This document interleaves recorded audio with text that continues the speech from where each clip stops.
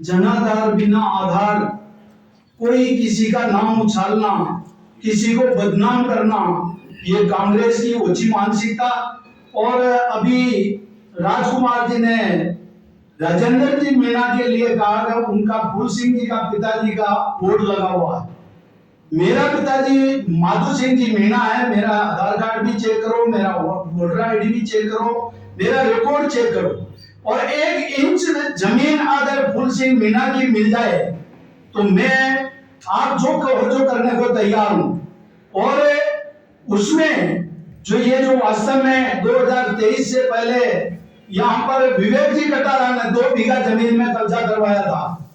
कोई other caste का आदमी था और जैसे वो गांव वालों ने कहा कि साहब ये इतना कब्जा कर रहे हैं, हमारी जो ये झोपड़ियां है ये भी तोड़ देंगे, मैंने कांग्रेस की सरकार में वो 2 बीघा जमीन को मुक्त करवाया और उस जमीन को के ऊपर एक यूडीए का ये मतलब बोर्ड लगवाया।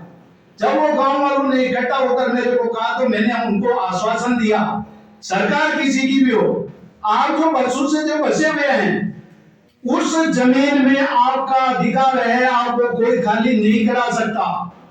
और जब यूडीए ने मेरे को फोन किया था, साहब यहाँ पर मीडिया में भी आ रहा है और सब जगह ये हो रहा है कि बहुत बड़ी जमीन के ऊपर भूमि दलाल कब्जा कर रहे हैं और हम उसके ऊपर कार्रवाई करना चाहते हैं।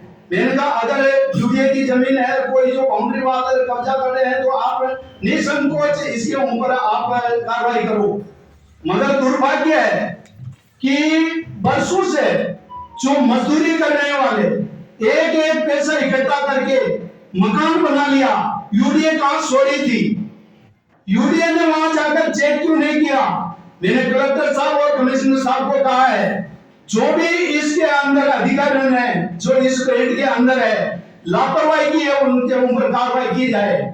3 दिन पहले मैंने लेटर बनाकर दिया, उनके ऊपर कार्रवाई होनी चाहिए क्योंकि एक एक पैसा उन्होंने खर्च किया है, मजदूरी करके खून पसीना का पैसा उस मकान के अंदर लगाया। अगर पहली बार ही उसको रोक दिया होता तो दूसरा भाई या बहन उसमें अतिक्रमण करना या निर्माण करने की हिम्मत नहीं करते। और जो निर्माणाधीन मकानों को तोड़ा वहां तक ठीक है, मगर जो नामक कर दिया उनके ऊपर भी जेसीबी लगाने की कोशिश की। मैंने उनको स्पष्ट कर दिया था, मैंने कहा जो रह रहे हैं उनको अगर तोड़ दिया तो उसकी जवाबदारी आपकी है। रात को मैं 12-1 बजे यहाँ पर आया, मेरे को जो महिलाओं का वीडियो देखकर मेरी आत्मा झकझोर गई और मैं वहां से चलकर आकर जो वहां पर देखा तो एक महिला जो वास्तव में झाड़ू पोछा का काम करती है और वो महिला रो रही थी, उसको मैंने सामुदायिक भवन में उसको आशियाना बनाकर दिया। मैंने कहा जब तक आपको मकान का अधिकार नहीं मिलेगा तब तक मैं आपके साथ हूँ। वही नहीं और भी जिन्होंने जब मकान पूर्ण कर लिया, जब तक ये यूडीए कहां गई थी। और ये जो कांग्रेस सरकार के जो कांग्रेस की पार्टी के जो लोग जो कहते हैं क्या बोला कि ये मतलब यूडीए ये जो टंकी फूल सिंह विधायक के मत से बनी है, फूल सिंह मीणा का विधायक बंद केवल 5 करोड़ 1 साल का आता है। और ये आपको बताऊं कि ये मेरे पास रिकॉर्ड है कि ये 5 करोड़ 12/4/2023 को टंकी बनाने के लिए एनओसी का कागज यूडीए को दिया था।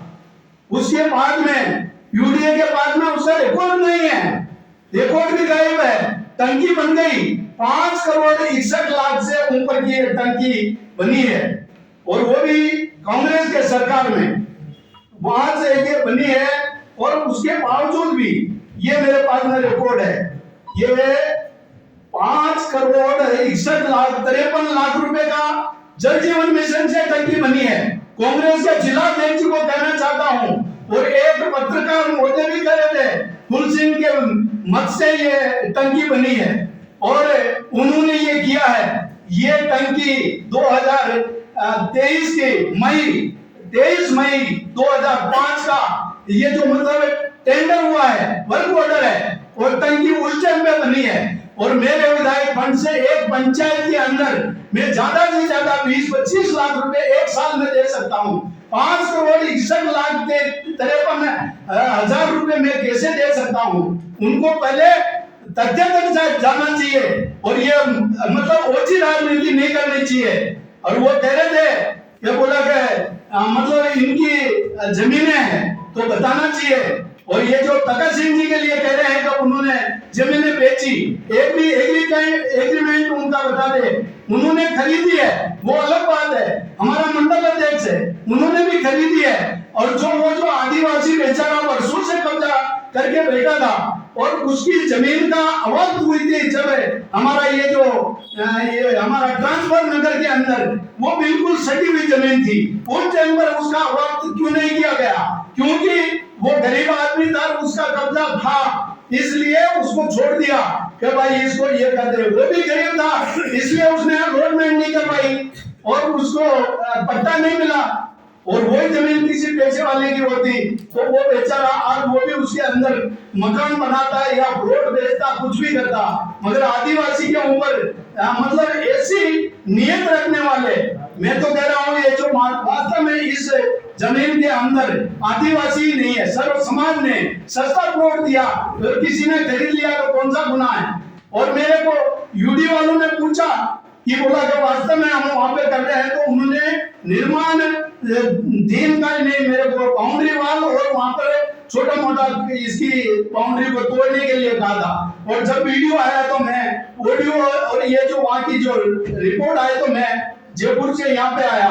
और वो कनेक्शन की बात करते हैं कि ये बीजेपी के सरकार में कनेक्शन हुए 2019 और 23 के बीच में 60 कनेक्शन हुए थे, कांग्रेस ने दिए थे। वो किसकी सरकार थी? और हमारे यहाँ पर 64 कनेक्शन हुए हैं, दिया है, ठीक है। मैंने आरएससी वालों को भी पूछा कि बोला गया साहब मोदी जी की योजना है, हर घर में दीपक लगाना है, लाइट लगानी है और हमने कनेक्शन दिया है, मगर उसका मतलब स्टाम्प पर 500 रुपए का स्टाम्प पर उनका कागज है तो ही मैंने कनेक्शन दिया है। कांग्रेस सरकार में कनेक्शन क्यों दिया?